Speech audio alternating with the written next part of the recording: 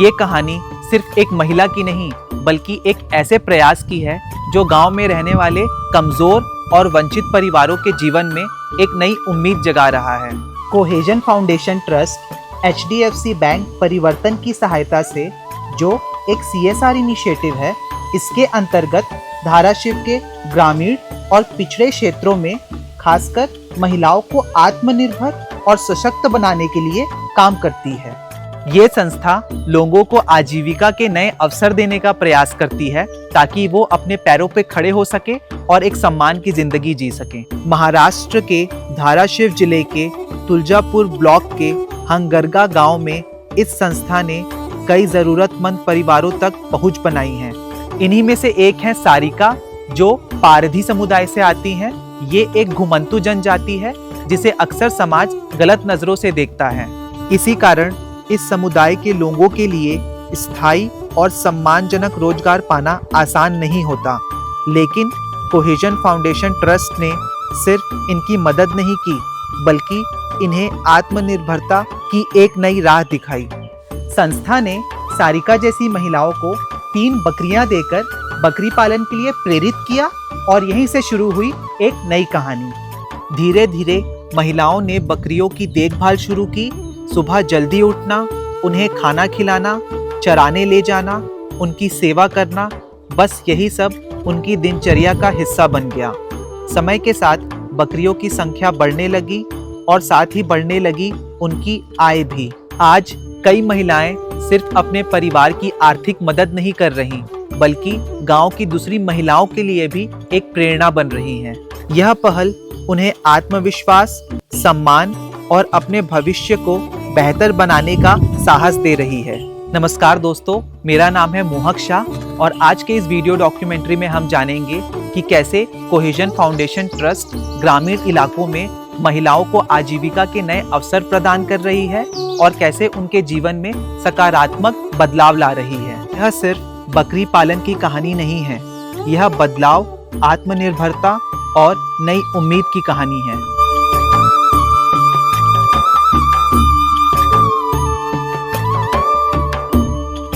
नमस्कार, माझं नाव मोनिका. तुमचं नाव? सारिका भोसले. तुम्ही शेळी पालन करण्याचा निर्णय का घेतला? आम्हाला कोण कामाला लावत नाही, आम्ही पारधी समाजाचा आहोत म्हणून आम्ही ते निर्णय घेतला. अच्छा, तुमच्याकडे सध्या किती शेळी आहे? आता 10-15 आहेत की. किती वर्षापासून तुम्ही शेळी पालन करत आहात? 2 वर्षापासून. आदिवासी समाजामधून आल्यामुळे तुम्हाला काय काय समस्यांना सामोरे जावं लागतं? आम्ही शेतात गेलो तर कोण कामाला घेत नाही, त्यांचा कोणाचा विश्वास नसते आमच्याकडे. असं डिपार्टमेंट लोक पण त्रास देते, कोण घेऊ नका असं तसं यांचं सगळ्याच असतं.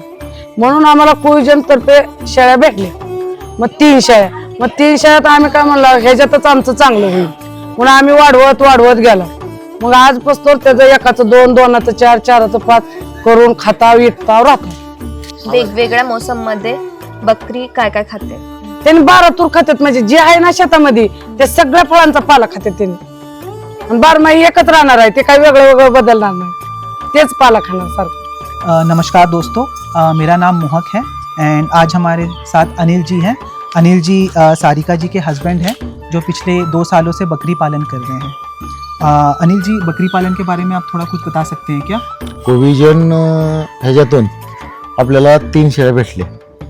आम्ही आदिवासी पारधी समाज असल्यामुळं कुणी सरकार पण, गावातली लोक पण आणि कोणी पण आमच्यावर कोणी विश्वास ठेवत नाही. परंतु कोहिजन ह्याच्यातून आम्हाला 3 शेळ्या भेटल्या. ह्याच्यामुळं आमचा घराचा व्यवसाय, घराचं चांगलं सुरक्षित चाललं. आम्हाला त्यातून शेळीपालनातून आम्हाला 10-15 हजार रुपये त्यातून भेटायला महिन्याला. त्यातून पोरांचं लहान मुलांचं शिक्षण चालू झालं. ह्यातून आमचं चांगली प्रगती झाली आणि ह्याच्यामुळं शेळीपालनामुळं चांगलं आमचं म्हणजे घराचं व्यवस्थित प्रपंच चलना। जैसे कि आप लोग शेड़ी पालन करते हैं तो गांव के जैसे जो दूसरे परिवार वाले हैं जो गरीब हैं, तो क्या आप उनको भी ये सलाह देंगे कि आपको भी शेड़ी पालन करना चाहिए क्योंकि इससे अच्छी आय आ जाती है? और जो घर के बच्चे हैं, क्या आप उनको भी सलाह देंगे कि भविष्य में जाके शेड़ी पालन करके इससे अच्छा आमदनी आहे? सर्व महाराष्ट्रातल्या गावकल्या लोकांना आमची विनंती आहे, जसं आम्हाला मनोहर सरांनी जसं आम्हाला शेळी पालन दिलं तसं गावातल्या लोकांना पण येऊन महाराष्ट्रातल्या सगळ्या गावातल्या गावकऱ्यांनी येऊन बघावं आमचं शेळी पालन आम्ही काय करतोय कसं सांभाळतोय त्यापासून आमचं जे आम्ही करतोय तसं त्यांनी बघून गावातल्या पण इतर समाजाला त्यांनी पण आमच्यासारखं शेळी पालन करून त्यांचं आमदनी वाढवावी त्यांच्या लेकरांचं घराचं परपंचाचं सगळं जी जी मोठं व्हावं. तो मैम बकरी पालन करते आपको लगभग 2 साल हो गए हैं और आज की डेट में आप बकरी पालन से कितना संतुष्ट हैं? आता ते 2 वर्ष झालं ना शेळ्या पाळून आम्ही. पहिलं आमची लय मजबुरी होती. शाळेसाठी पैसे कमी पडत होते, कुठं तर बाजारासाठी पैसे कमी पडत होते, कुणाचं शिक्षण असं टीव्ही ते असते ना त्यासाठी सगळ्यासाठी कमी पडत होते. मग जसं आम्ही शेड केला ना 2 वर्ष झालं तसं आम्हाला काही बी कमी नाही. व्यवस्थित खाताव पेताव घर परपंच भागते, लेकराची शाळा भागते, परत ते राहिलं असायला त्या जनावरांचा दवाखाना लागते करावं, ते बिमारी पण पडतंय ना एक एकदा. मग त्यांना बी डॉक्टर आम्ही असं प्रायव्हेट बोलून घेतो, त्यांना दवाखाना गोळ्या औषधं आणतो. 1000 2000 3000 काय खर्च होईल ते होईल. पण लेकरं बाळाचं आम्ही आता सध्या तर सुखी आहोत सगळी. आम्हाला काय असं लोकांच्या इथं जायची गरज नाही आता. पहिलं कसं होतं आम्ही गेलं तरी पण कामाला घेत नव्हते, पण आता इथून पुढे आम्ही ज्यादा वाढवणार आहोत. मग ज्यादा वाढवल्यावर लेकराचं पुढचं पण चांगलं होईल आणि आमचं पण होईल. ह्याच्यामुळे आम्ही शाळेचं काय बंद करणार नाही. मतलब बकरी पालन जो व्यवसाय है वो गरीबी दूर करने का एक बहुत ही अच्छा माध्यम है. हा गरिबीसाठीच आहे ही. का तर गरिबीला एवढं आहे की ही 4 पैसे आपल्याला काही अडचण आली तरी आपण ऐकू शकतो. बाबा ही अडचण आली, ही 2 करडणी होणी का, बाबा ही 4 करड आल्यात, ही का आपली गरिबी आपलं कुठलं तरी पुढलं काम करू शकतो. जी जी जी. नमस्कार, माझं नाव सुवर्णा नन्नवरे. कोहिजन फाउंडेशन ट्रस्टची मी CRP आहे.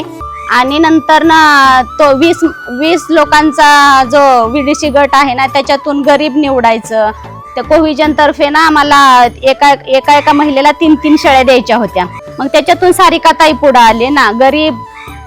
गरीब घटक, परत समाज, पारधी समाज, त्या समाजाला लोक थोडस वेगळ्या नजरेने पाहतात ना.